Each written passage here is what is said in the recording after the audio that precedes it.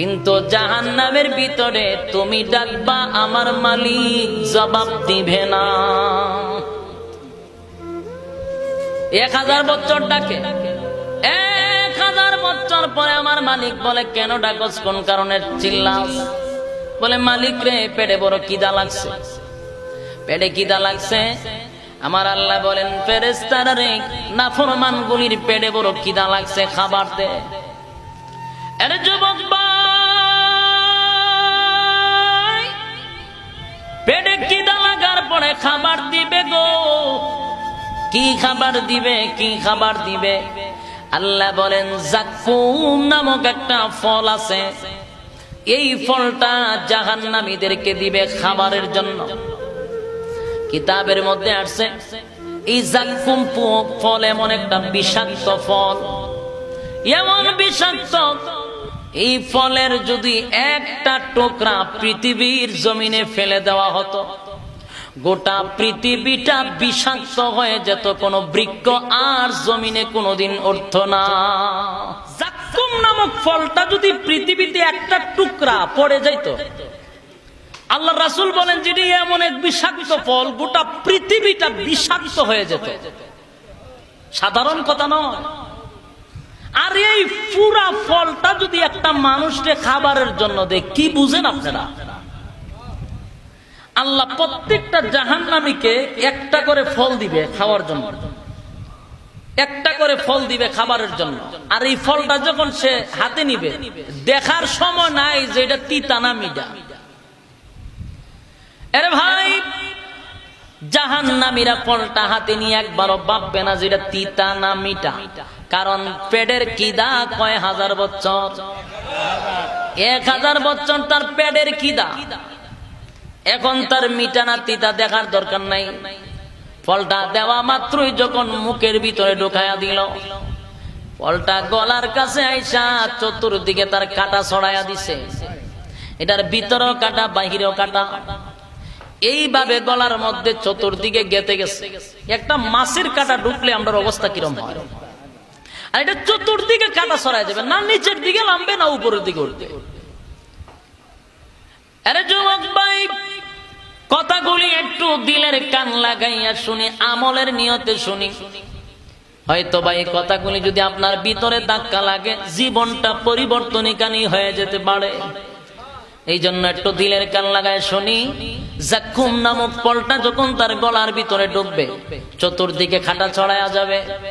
এখন বন্দা আর উপরের দিকেও ফলটা বাহির করতে পারে না, নিচেও ঢুকাইতে পারে না। এমন বিষাক্ত,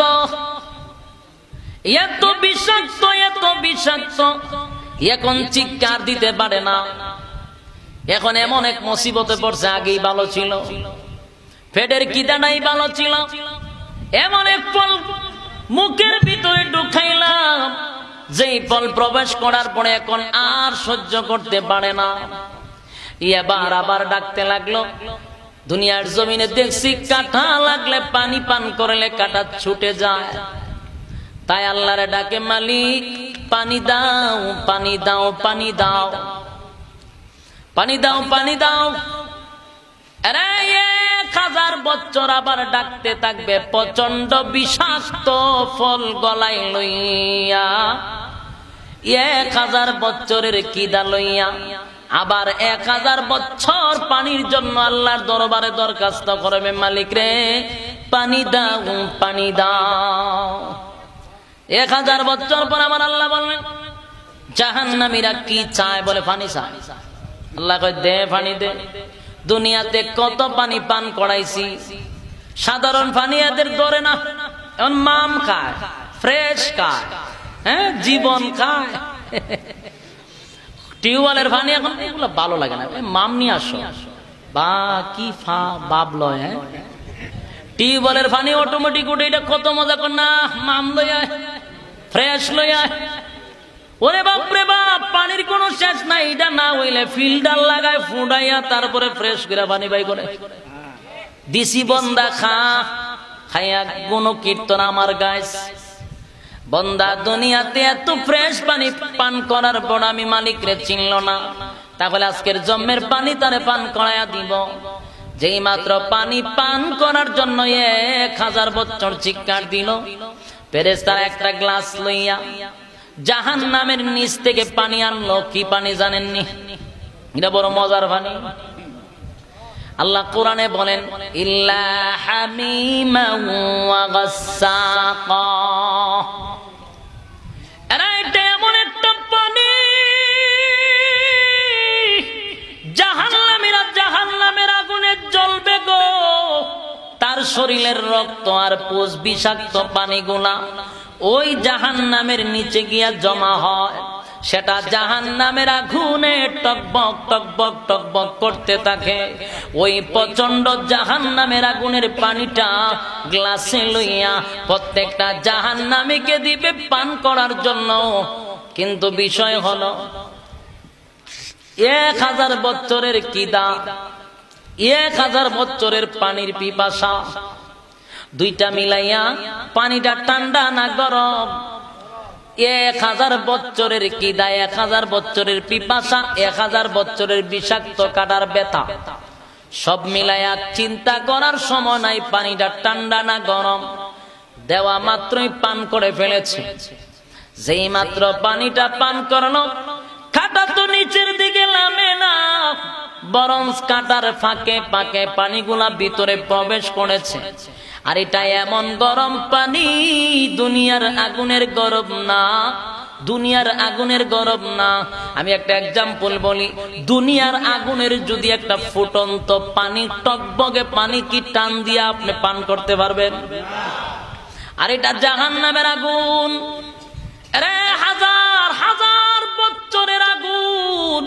সেই আগুনের পানি, তাও আবার রক্ত পুষ বিষাক্ত পানিটা গ্লাসে লইয়া বন্দা যখন পান করবে, খাটার ফাঁকে ফাঁকে পানিগুলা ভিতরে যাবে।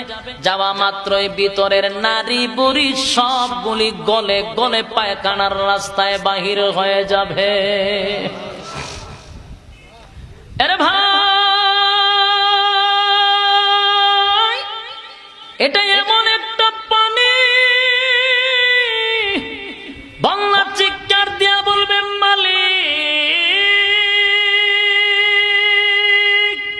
আগেই ভালো ছিল গো, আগেই ভালো ছিল। পানি পান করার পরে কেমন পানি পান করাইলা, আগের থেকে কষ্ট বেড়ে গেল, কাটার ব্যথাও রয়ে গেল, আর যে সহ্য হয় না, আর যে বরদাস্ত হয় না।